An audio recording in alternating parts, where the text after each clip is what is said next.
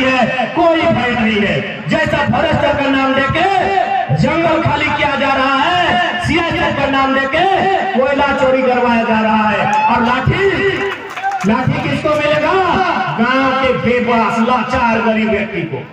यदि आप वास्तव में ईमानदारी पूर्वक ड्यूटी करते हैं तो सीआईएसएफ के जो उच्च अधिकारी हैं, क्योंकि मैं बार बार कहता हूं जो लोग जीडी की नौकरी कर रहे हैं वो हमारे भाई हैं, क्योंकि मेरे साथ फुटबॉल खेलने वाले मेरा लगभग दर्जनों दोस्त सीआईएसएफ बने, हम जानते हैं। जो लोग जीडी की नौकरी कर रहे हैं, इस ग्राउंड में जितने लोग आए हैं वो गरीब परिवार से हैं। हम सीआईएसएफ के उच्च अधिकारियों से संदेश देना चाहेंगे, यदि वास्तव में आपकी नौकरी का इतना ही गुमान है और आपको लगता है आप देश की सेवा के लिए आए हैं, तो पहला काम अनूप सिंह का ट्रैक्टर भर के दिखाइए।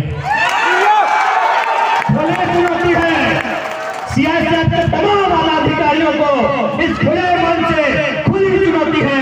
यदि आप कहते हैं कि आप सरकार का पावर है, यदि आप कहते हैं आप में पुलिस का पावर है, तो जाइए पहले अनूप सिंह के एक भी हाईवा को, एक भी कोयला के गाड़ी को जब्त करके दिखाइए, आपको मानेंगे। एक भी गाड़ी को छू के दिखाइए, या फिर आपको एक भी इतिहास दिखाइए कि आपकी लाल लाल आंखें किसी कंपनी के सीएमडी को दिखाया है, आपकी लाल लाल आंखें किसी कंपनी के जनरल मैनेजर को दिखाया है। आपकी बोली और आपकी गोली केवल गरीब लाचार बेबस आदमी से आता है। ये सच्चाई है, ये भारत देश की सच्चाई है। इसीलिए मैंने कहा कि हम पहला संबोधन सीआईएसएफ के लिए करेंगे, पहला संबोधन सीआरपीएफ के लिए करेंगे, पहला संबोधन पुलिस प्रशासन के लिए करेंगे, क्योंकि हम नई लड़ाई की ओर बढ़ रहे हैं। आपको बताना चाहेंगे, आज जो ये चिमनी देख रहे हैं, ये चिमनी का धुआं, इससे कैंसर फैलता है, इससे टीबी, अस्थमा, न जाने दर्जन को बीमारी होता है। मरता कौन है? यहाँ दुगधा चंद्रपुरा का आदमी लोग। क्या बनता है यहाँ से? बिजली बनता है। ये धुआं से बगल में देखिए दामोदर नदी है, वो पूरा इंडिया का सबसे गंदा नदी दामोदर।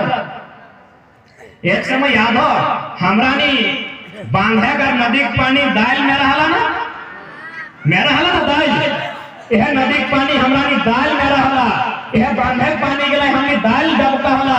आज दुनिया के, भारत के सबसे गंदा, सबसे मैला नदी दामोदर क्या कर ले हमरानी ना याद मुट्ठा भर आदमी गिला है, जब एक बित्ता जमीन नहीं गिला है।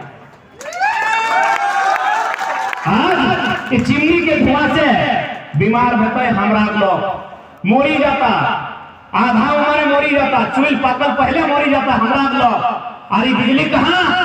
बांग्लादेश के महारानी लिया जाए रहा है। बताइए पुलिस प्रशासन और जितने भी उच्च अधिकारी के लोग जो घर बैठे सुन रहे हैं, दुनिया में इतना अन्याय कहां हुआ है?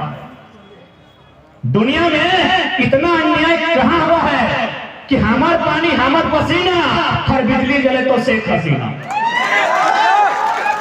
जमीन हमारा है। सियासत के जवानों जो आप उद्योग की रक्षा के लिए आए हैं, सेंट्रल इंडस्ट्रियल पुलिस फोर्स और सिक्योरिटी फोर्स, यस, सीआईएसएफ के जितने भी जवान हैं जो आप उद्योग की रक्षा करने के लिए आए हैं, आप भी जान लीजिए ये जो उद्योग बना है वो जमीनें हमारी हैं, लेकिन यहाँ से जो बिजली बनता है वो बांग्लादेश की मैडम को जाता है।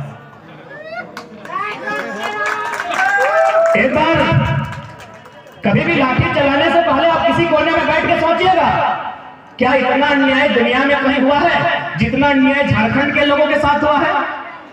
और एक बात कभी ने गौर किया है कि सीआईएसएफ रहे या सीआरपीएफ रहे, उसका अपना जिला में काम स्थापना क्यों होता है?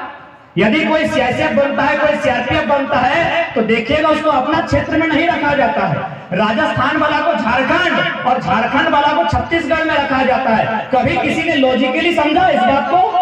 क्योंकि हम लोग देशभक्ति की भावनाओं में बह जाते हैं। देश मेरा रंगीला, अरे देश काला हो गया, रंगीला भी नहीं है। किसी ने लॉजिकली समझा कि राजस्थान का लड़का को नौकरी झारखंड में दिया है, झारखंड का लड़का को छत्तीसगढ़ लेके गया है और छत्तीसगढ़ वाला को उड़ीसा लेके गया है, कहे ना वो पुलिस कर्मी जो मैंने आपका फोर्स है, जो बटालियन है, वो हमारी भाषा को नहीं समझेगा। जब वो हमारी भाषा को नहीं समझेगा तो हमारी भावना को नहीं समझेगा। यदि वो हमारी भाषा को नहीं समझेगा, वो हमारी भावना को नहीं समझेगा, और यदि वो हमारी भावना हमारी भाषा को नहीं समझेगा तो हमारी माँ बहन की इज्जत आबरू को भी नहीं समझेगा, उनके सम्मान को भी नहीं समझेगा। तो जो व्यक्ति हमारी भाषा, जो हमारी भावना को नहीं समझेगा, कहीं ना कहीं उसे हमारे ऊपर लाठी चलाने में आसानी होगी। इसका और कोई दूसरा कारण नहीं है। यदि आप लोग नहीं जानते थे कि भाई हम झारखंड से हैं और हमारा पोस्टिंग है मध्य प्रदेश में, और वही काम हम वहां करते हैं, लाठी लेके गांव वाला को पीटते हैं, क्यों? न वहां का गांव का आदमी का भाषा नहीं समझते हैं। आप भाषा नहीं समझते हैं यानी भावना को नहीं समझते हैं। इसीलिए तो आज जितने भी आप लोग पुलिसकर्मी अथवा अर्धसैनिक बल के अथवा सीआरपीएफ के जवान हैं, आप भी इसको लॉजिकली समझिए कि आपकी ड्यूटी अन्य राज्यों में क्यों दी जाती है।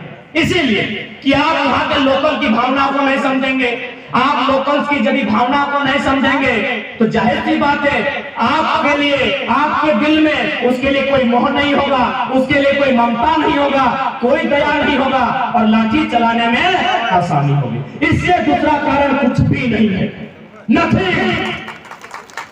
इसके अलावा किसी सीआरपीएफ सीआईएसएफ का किसी दूसरे राज्य में नौकरी करना कोई दूसरा कारण नहीं है। यही एकमात्र कारण है। क्यों? आप देखिए, कंपनी एक बित्ता जमीन नहीं गया है इनका, एक बित्ता जमीन नहीं गया है इनका। ना इनके बाप दादाओं ने कभी राज के लिए लड़ा है, ना इनका कभी एक बाल उखड़ा है, ना इनकी एक नाखून कटी है। हमारा गर्दन कटा है, हमारा गर्दन कटा है। इसी सड़क में चले जाइए, दुगदा से चंद्रपुर होते हुए बागमारा, कहीं शनिचर महतो, कहीं सूदन महतो, तो कहीं शक्ति महतो, हमारा गर्दन कटा है। सूदन, शक्ति और शनिचर का घर में बेहाल है, और अनूप सिंह और गौरव सिंह का पत्नी माला माल है। यही झारखंड है, यही झारखंड है जिसका गर्दन कट गया है। जाइए चौक में मिल जाएगा शनिचर महतो, जैसे पार कीजिएगा नदी ठोक, जिसका गर्दन कटा है, जिसकी पत्नी का मांग का सिंदूर उजड़ा है, जिसका बच्चा लोग अनाथ हुआ है, अतीत हुआ है। आज जाके देखिए, उन लोग भीख मांग के रोजी रोजगार कर रहा है, बड़ी मुश्किल से रोजगार कर पाता है, बड़ी मुश्किल से बच्चा को पढ़ा पाता है। और जाके इधर देखिए, अनूप सिंह और गौरव सिंह, एक बित्ता जमीन नहीं गया है, उनका बीबी लोग महारानी बन के बैठी है। हमारी बहन का मांग का सिंदूर उजड़ा है, जहां एक बलिदान मांगा गया है, हमने दर्जनों बलिदान दिया है, और आप जाके देखिए ये लोग रानी बन गए। तो कि यह दिन खाते, यह दिन खाते। अब पुलिस प्रशासन से बात नहीं कर रहे, अपनी बात भाई गए, अब हमें अपन भाषा में बात करेंगे।